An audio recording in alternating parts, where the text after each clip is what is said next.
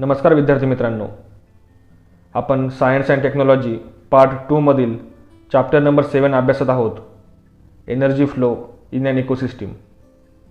विद्यार्थी मित्रांनो, या चॅप्टरवर आधारित आधीचे व्हिडिओ जर तुम्ही पाहिले नसतील तर या व्हिडिओच्या खाली डिस्क्रिप्शन बॉक्समध्ये मी सर्व व्हिडिओचे लिंक दिलेले आहेत. त्या लिंकवर क्लिक करून तुम्ही ते व्हिडिओ पाहू शकता. So students, in the previous video we had seen what is mean by ecosystem, different types of ecosystem, classification of living organisms according to the mode of nutrition, various trophic levels of the ecosystem, food chain and some examples of food chain, what is mean by food web and the pyramid of energy, etc. In today's video we will discuss about biogeochemical cycle, importance of biogeochemical cycle, the carbon cycle and correlation between carbon and oxygen. Biogeochemical cycle, जैवभू रासायनिक चक्र. Students, in the previous lecture we had seen that the energy flow in an ecosystem is one way. Though the energy flow in an ecosystem is one way, but the flow of nutrients is cyclical. परिसंस्थेतील ऊर्जेचा प्रवाह हा जरी एकेरी असला तरी पोषक द्रव्यांचा प्रवाह हा मात्र चक्रीय स्वरूपाचा असतो. सर्व सजीवांना त्यांच्या वाढीसाठी विविध पोषक द्रव्यांची आवश्यकता असते. In nature, the various biogeochemical cycles operates simultaneously and there is an equilibrium between them. During these cycles, the inorganic compounds that are released from organic compounds are released back to the nature, and thus the biogeochemical cycle is continuous. निसर्गातील विविध जैवभू रासायनिक चक्रे ही अव्याहतपणे संतुलित स्वरूपात चालू असतात. यामुळेच पदार्थापासून असेंद्रिय घटक पुन्हा निसर्गामध्ये परत येतात. अशा प्रकारे जैवभू रासायनिक चक्र हे सतत चालू असते. The cyclic motion of the exchange of chemicals between living organisms and the atmosphere in the biosphere is called the biogeochemical cycle.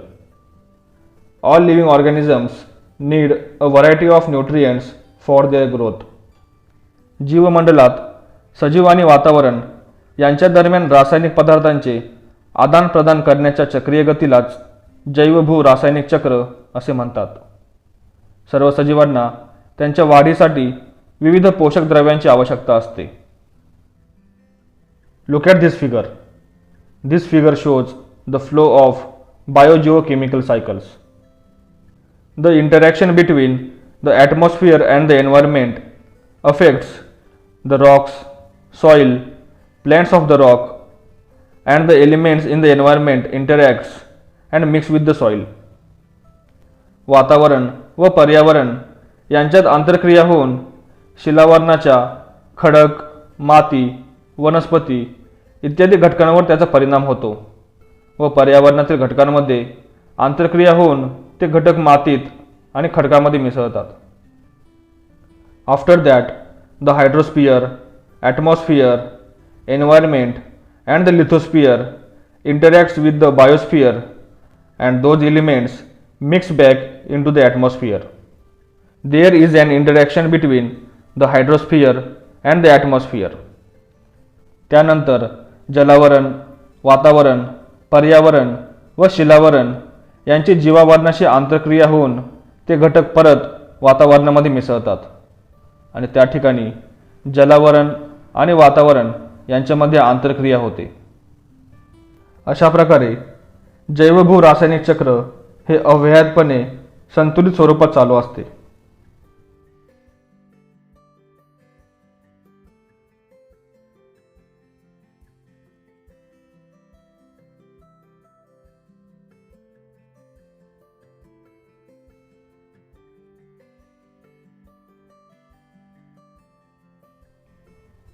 Meaning of biogeochemical cycle. जैवभू रासायनिक चक्राचा अर्थ. The cyclic flow of nutrients within an ecosystem is called biogeochemical cycle. पोषणद्रव्यांच्या परिसंस्थेतील चक्रीय स्वरूपातील प्रवाहाला जैवभू रासायनिक चक्र असे म्हणतात. The cyclic path in which nutrients are transferred through air, water or soil into the bodies of living organisms and back to the air, water and soil is called a biogeochemical cycle. पोषण द्रव्यांचा परिसंस्थेतील सजीवांकडून हवा, पाणी, जमीन व तेथून पुन्हा सजीवांकडे होणारा चक्रीय प्रवाह म्हणजेच जैवभू रासायनिक चक्र होय. Nutrients that are necessary for the growth and development of organisms are continuously transferred from abiotic to biotic factors and vice versa within an ecosystem. सजीवांच्या वाढीस आवश्यक असणाऱ्या पोषक द्रव्यांचे अजैविक घटकांकडून जैविक घटकांकडे आणि जैविक घटकांकडून पुन्हा अजैविक घटकांकडे रूपांतरण होत असते. The biogeochemical cycle operates through the medium of the biosphere, which is formed by the lithosphere, hydrosphere and atmosphere.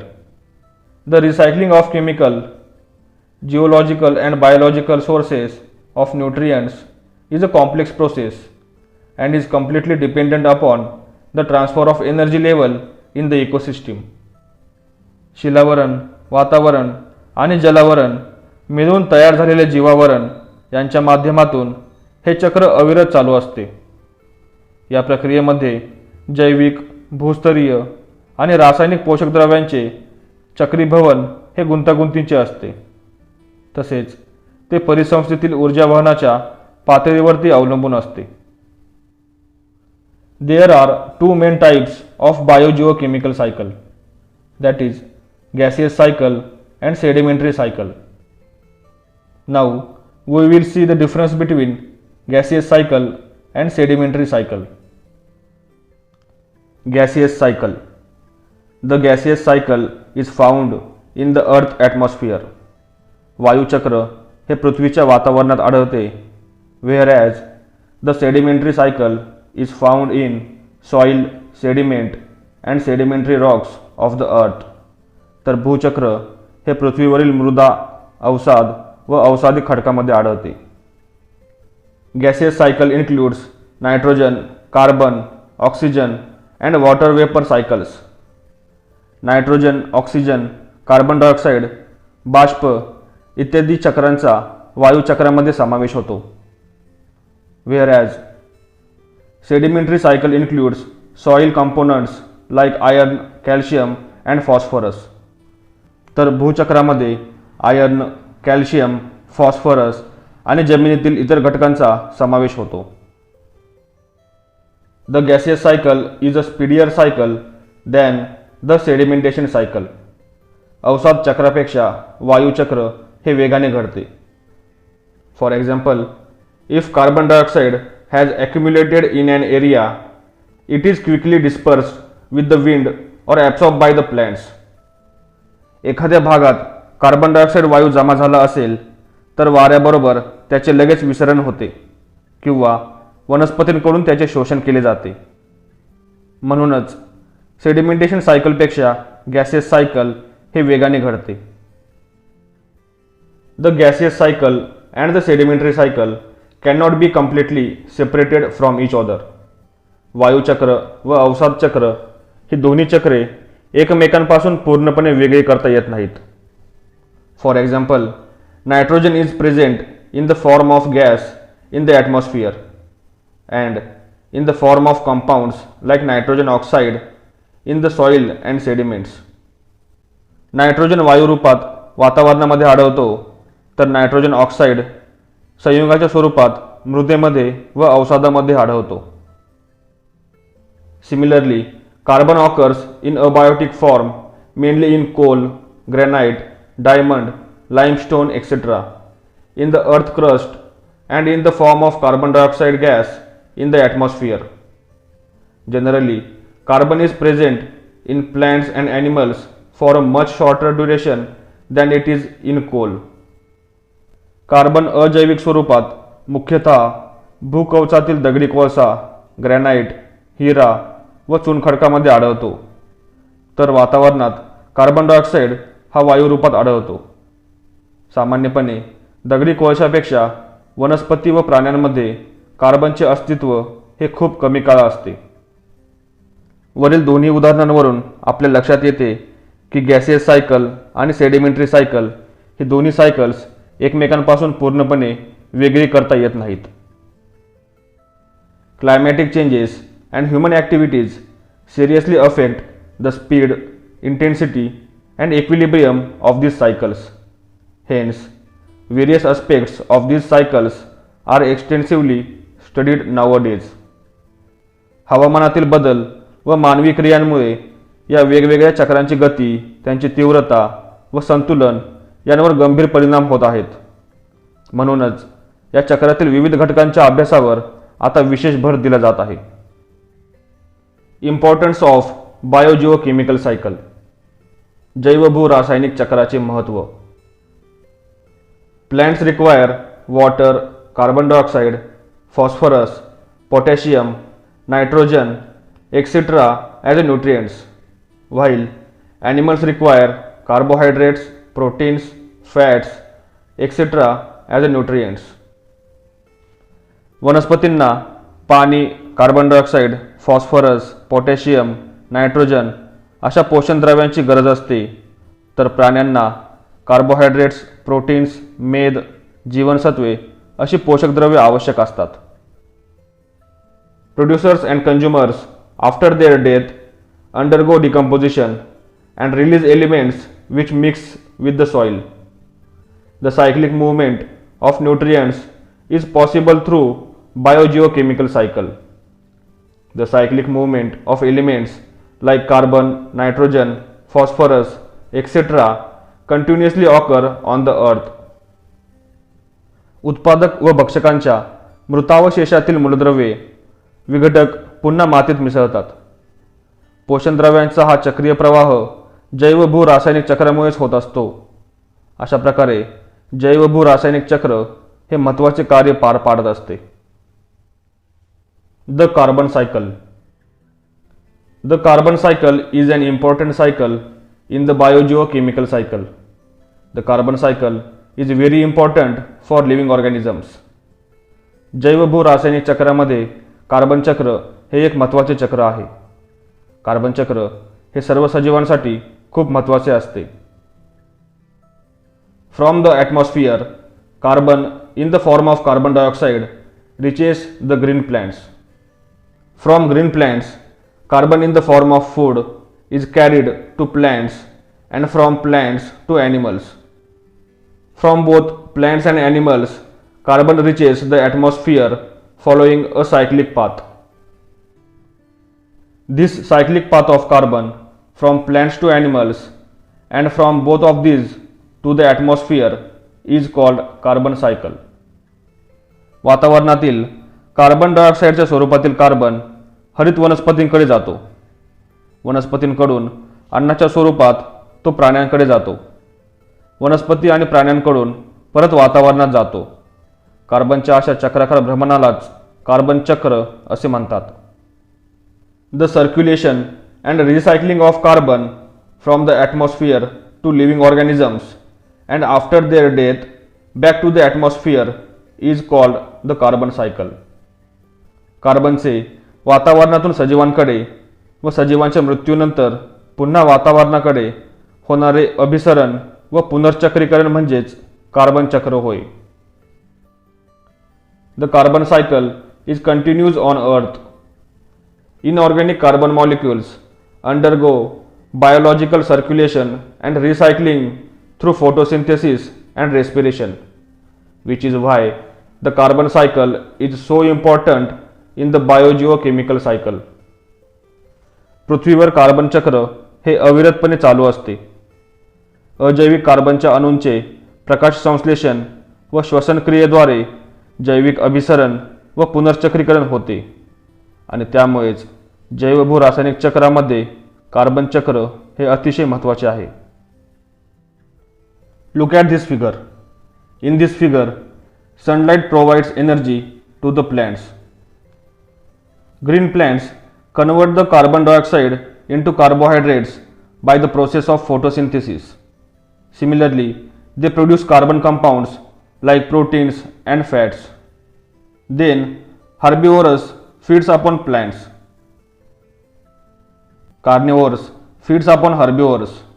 In this way, biotic carbon is transported from plants to herbivores, from herbivorous to carnivorous, and from carnivorous to the apex consumers. Bacteria and fungi decompose after the death of top consumer, after the organic carbon has been transmitted from carnivores to the top consumers. So, carbon dioxide gas is expelled and reused in the atmosphere. In this way, carbon continues to circulate from one organism to the another. After the death of living organisms, carbon comes to the nature, and from nature, carbon is transferred back to the living organisms. Thus, the cycle of carbon continues uninterrupted.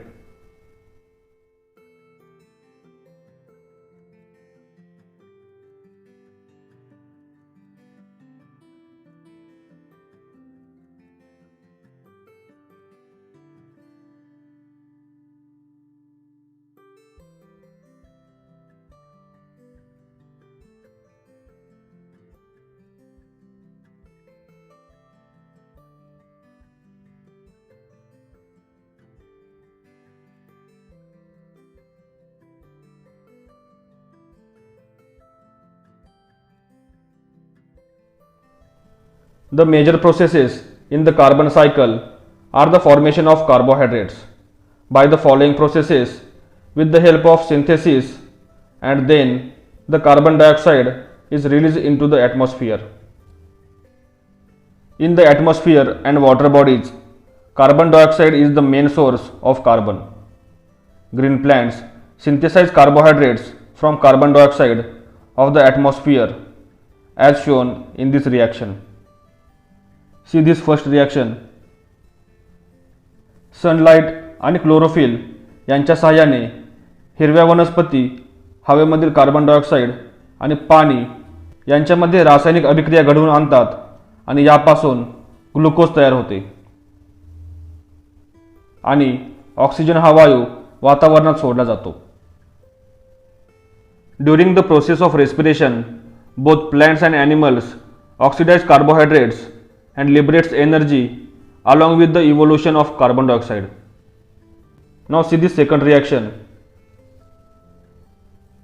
पहिल्या प्रोसेसमध्ये तयार झालेल्या ग्लुकोजचे oxidation होऊन energy तयार होते आणि carbon dioxide हा वायू पुन्हा वातावरणामध्ये सोडला जातो. In this way, carbon in the form of carbon dioxide from the atmosphere reach the food chain through plants. Process like respiration, combustion, fermentation, decomposition, etc. release carbon dioxide which reaches the atmosphere again, and in this way there is a cyclic movement of carbon. Correlation of carbon and oxygen. Carbon व oxygen यांचा सहसंबंध.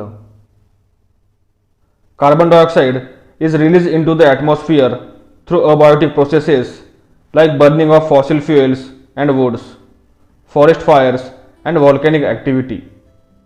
Oxygen is released into the atmosphere by the biotic process of photosynthesis and carbon dioxide through respiration. The equilibrium of oxygen and carbon dioxide gases in the atmosphere is maintained by the plants.